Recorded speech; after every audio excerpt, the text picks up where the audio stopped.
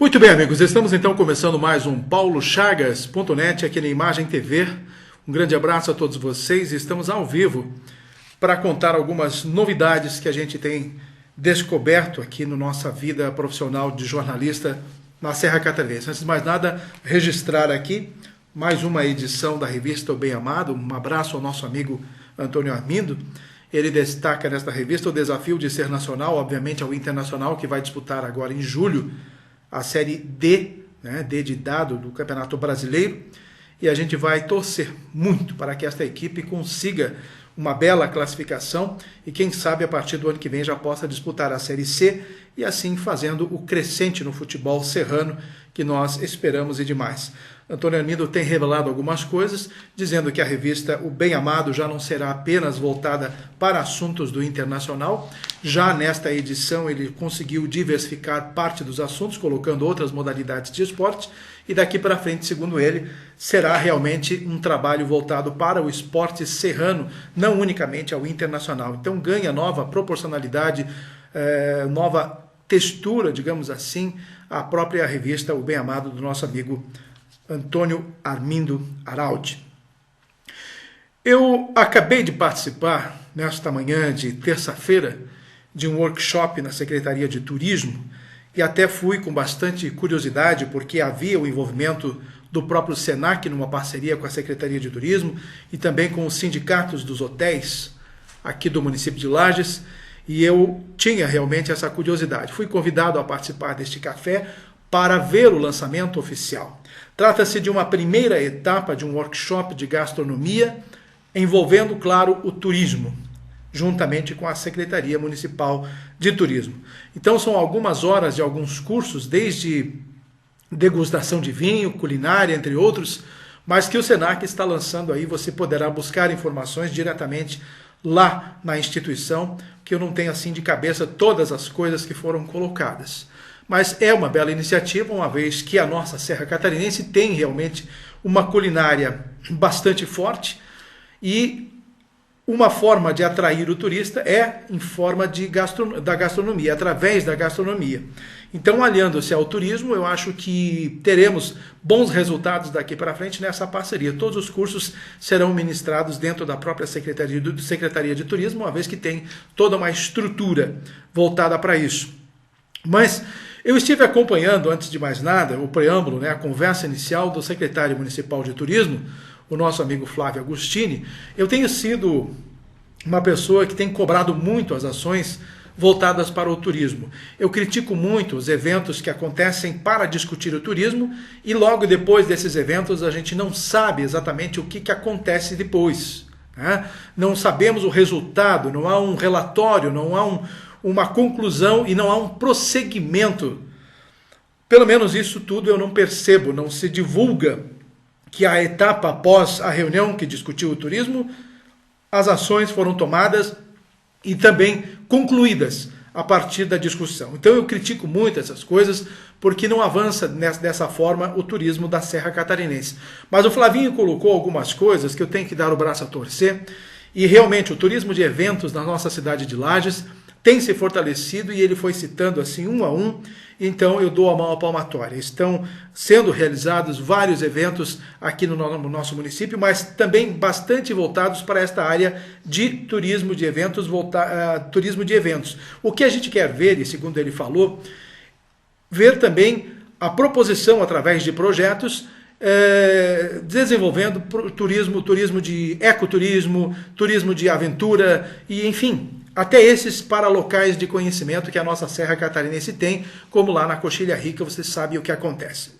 Então eu vou continuar, de certa forma, sempre cobrando essas iniciativas, porque o turismo não é só voltado para o evento. Então nós temos que realmente trazer novas ideias, fazer com que ele se fomente em todos os segmentos aqui na nossa Serra Catarinense. Então a gente dá um voto de confiança ao nosso amigo Flavinho, que tem um amplo conhecimento nesta área, e eu acho que então estão sendo bem encaminhados os projetos para elencar definitivamente todos os segmentos do turismo, principalmente o rural, que parece que anda um pouco esquecido aqui na Serra Catarinense. As fazendas rurais estão tocando toda essa parte praticamente sozinhas.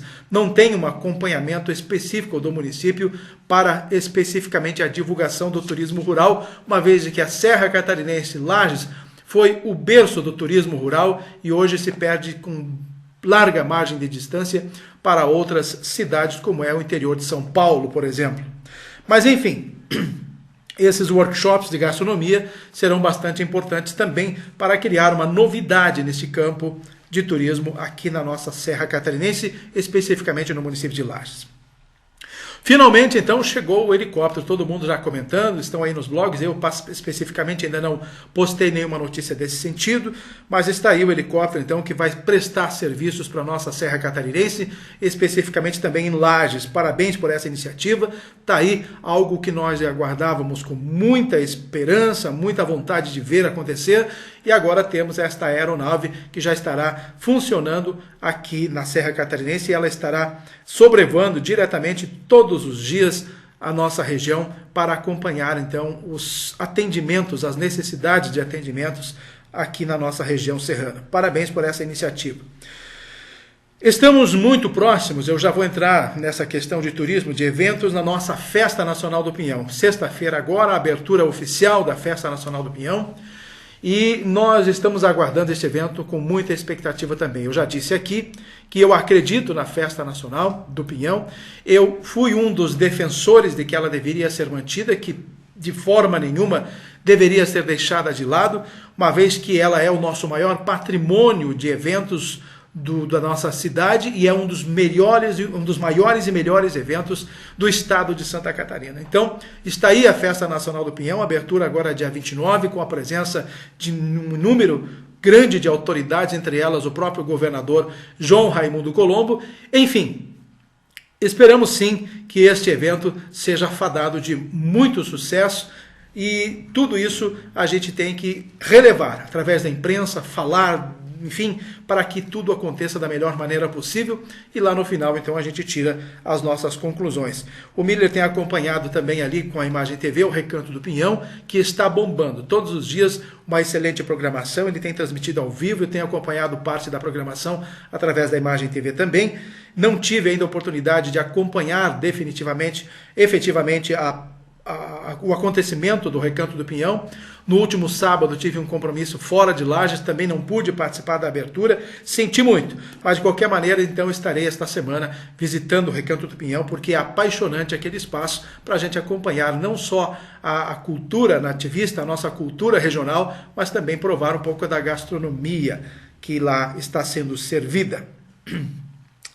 Gente, tem um assunto bastante sério que foi debatido e vem sendo debatido. Nós tivemos no início de maio, no último dia 7 de maio, na Associação Rural de Lages, aquela audiência pública falando da possibilidade de encontrar novas alternativas para diminuir as varas de javalis que hoje estão em todo o estado de Santa Catarina.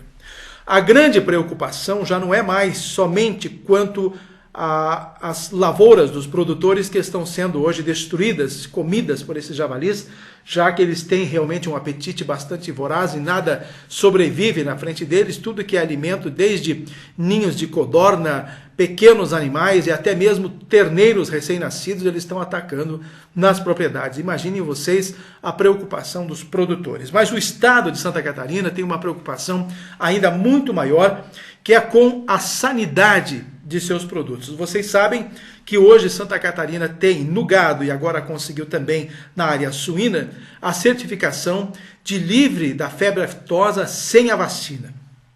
Isso, então, é algo fantástico para Santa Catarina, mas esse grande aumento da população de javalis está tirando o sono não mais agora só dos produtores, mas também de nossos governantes, que estão buscando uma alternativa mais eficaz para pelo menos tentar diminuir esse crescimento vertiginoso que hoje acontece na população de javalis. E pior ainda, eles cruzam com os porcos comuns e criam ali, nascem os javaporcos, né? Uma outra espécie de javali que hoje também está dominando a nossa Serra Catarinense, aliás, todo o estado de Santa Catarina.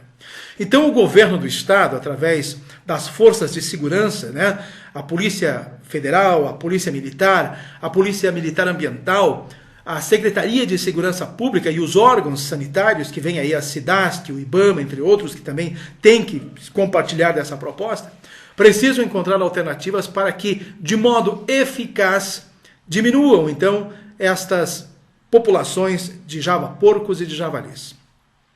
Hoje, a burocracia é bastante grande, a pessoa precisa ser um caçador profissional, precisa ter arma registrada, precisa criar uma série de condições que a lei obriga você ter para portar a arma e sair caçando esses animais.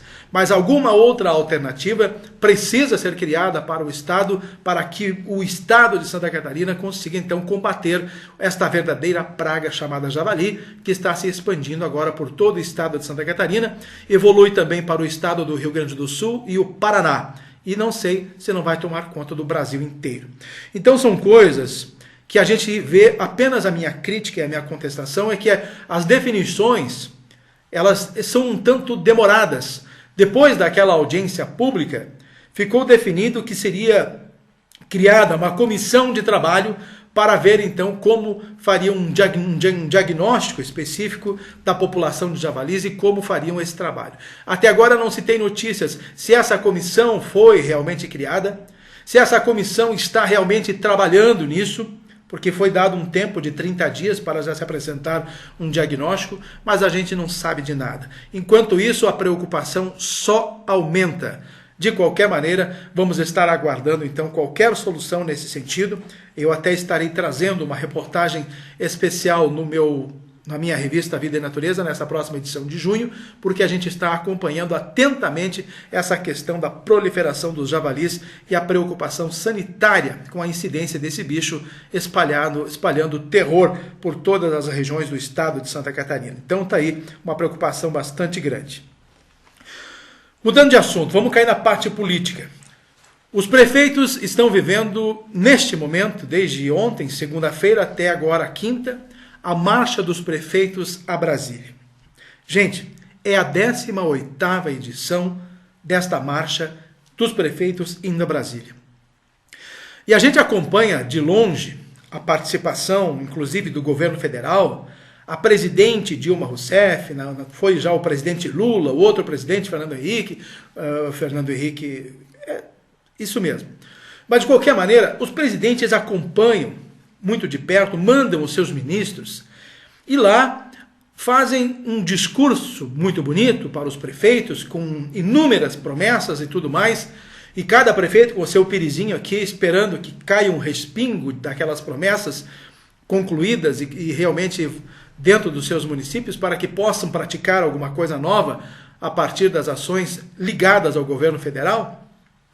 Mas isso muito pouco tem acontecido.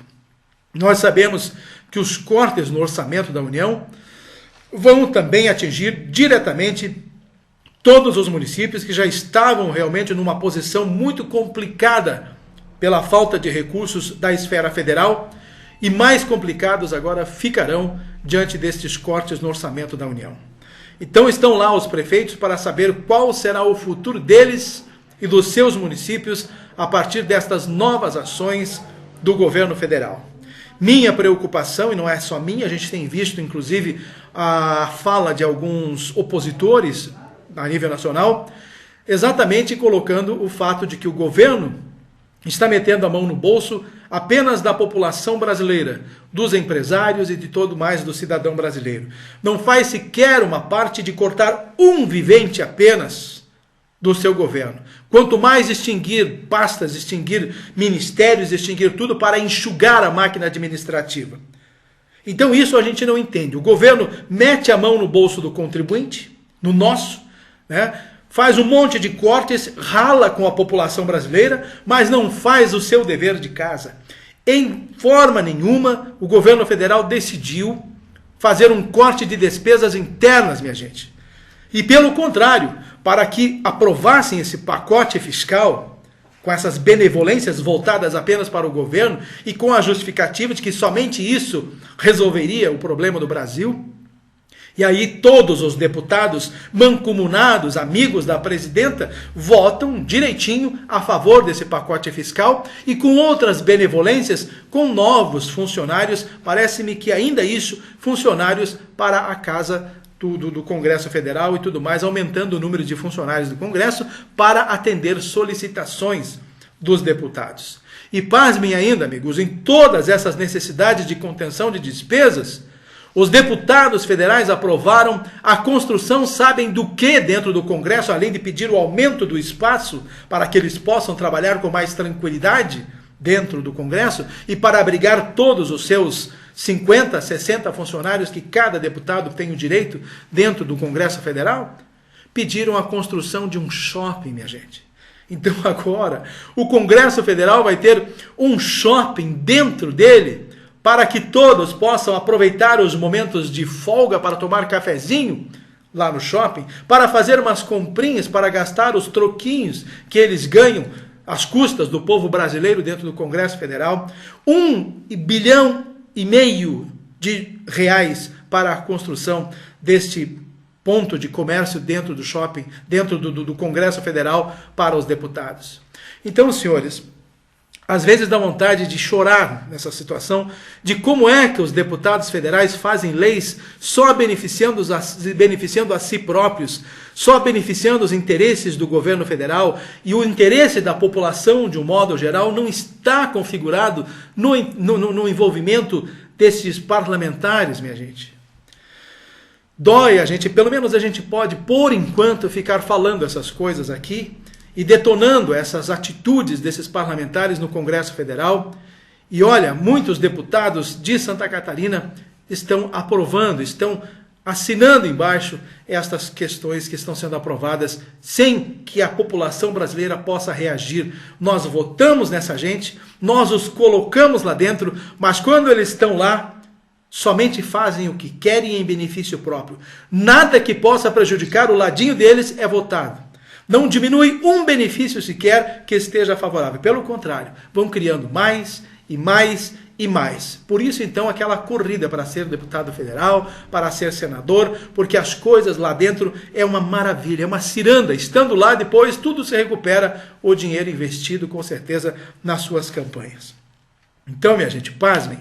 Agora, os nossos deputados federais em Brasília vão ter dentro do Congresso um shopping center. Uma maravilha, né? Então agora, quando os prefeitos forem fazer a marcha a Brasília, poderão também tirar umas horinhas para visitar o shopping center lá dentro do Congresso. Uma piada em cima da outra, mas que está aprovada e vai acontecer. Pasmem, cidadãos brasileiros. O Brasil recebeu esta semana mais uma demanda, aliás, está recebendo diariamente a entrada de haitianos e senegaleses. Não é coisa de agora, o Brasil está abraçando realmente essa causa. Nós temos uma extensão territorial bastante grande mesmo no Brasil, e assumir então a vinda destes irmãos haitianos e senegaleses não é um grande problema ainda para o Brasil.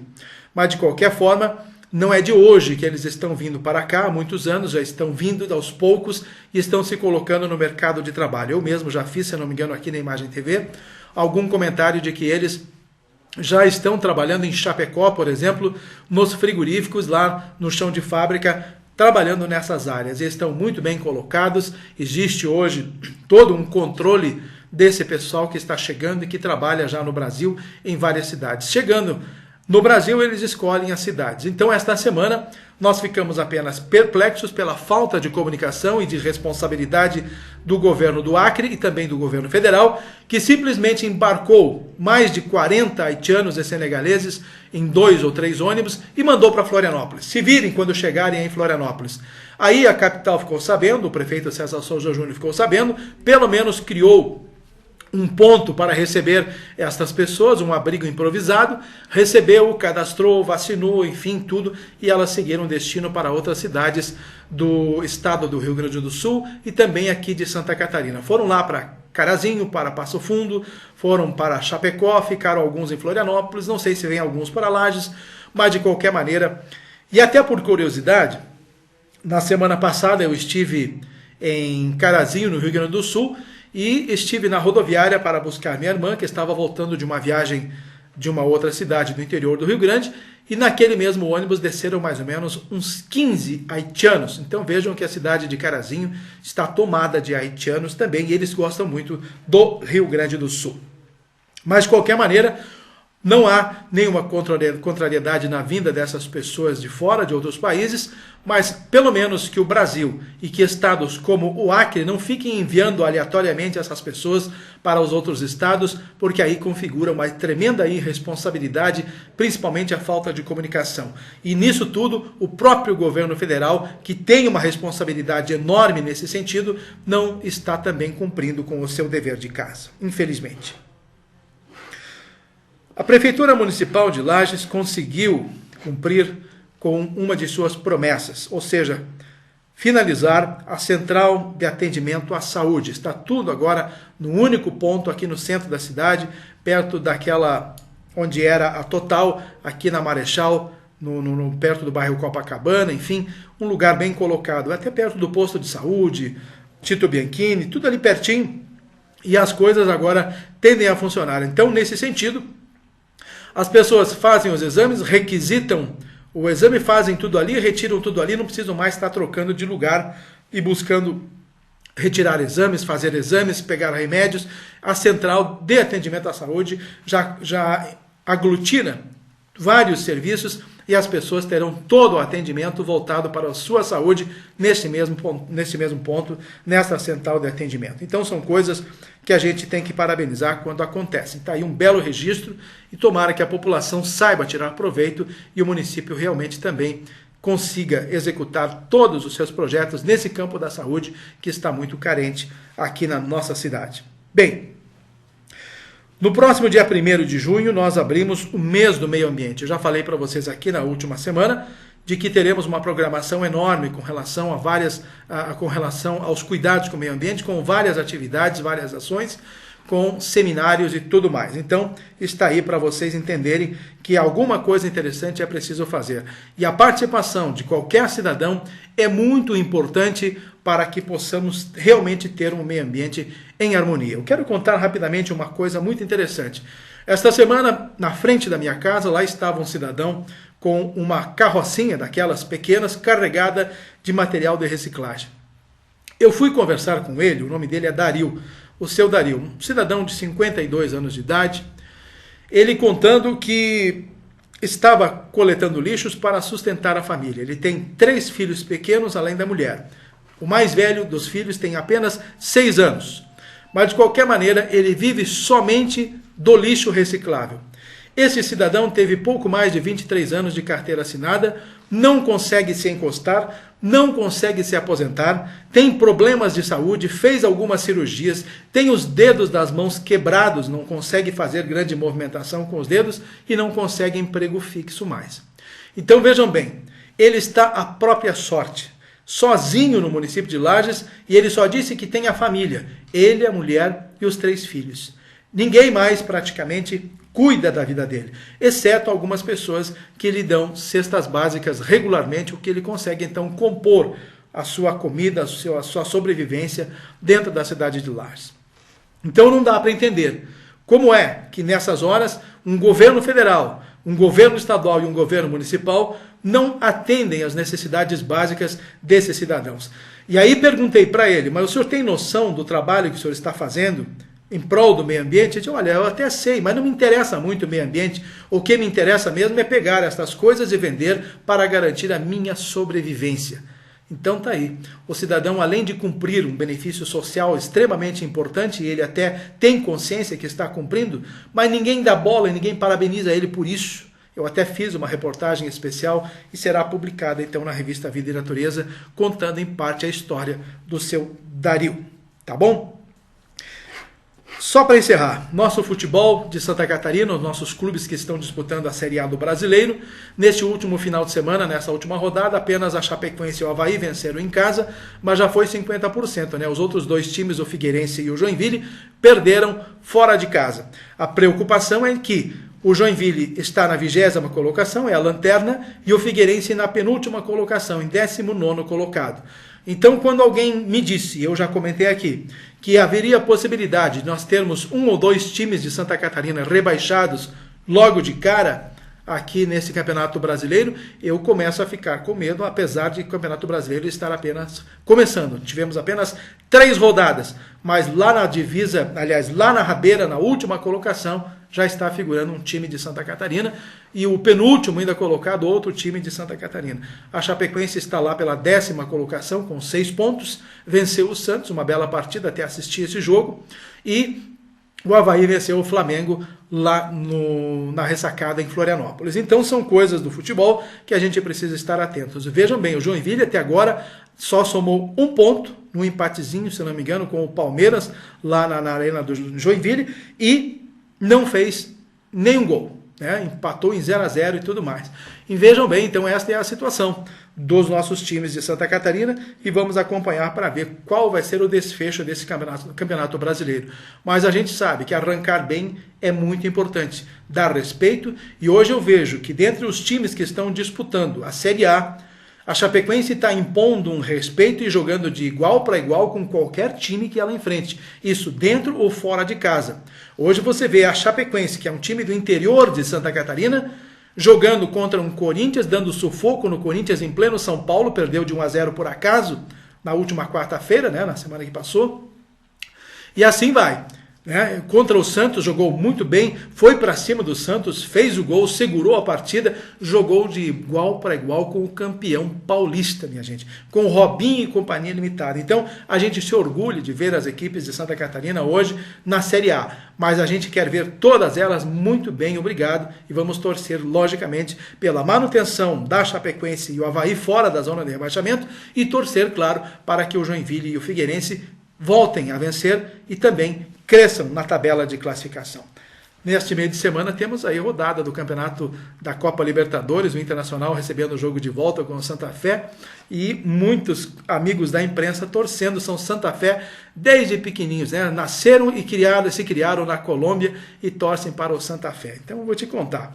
Mas eu acho que o Inter passa. Perdeu de 1-0 lá o primeiro jogo, mas no Beira-Rio eu acho que a história será bem outra, tá bom? Corneteiros de plantão. Um grande abraço a vocês, a gente retoma então com o nosso programa paulochagas.net na próxima sexta-feira aqui, se Deus quiser.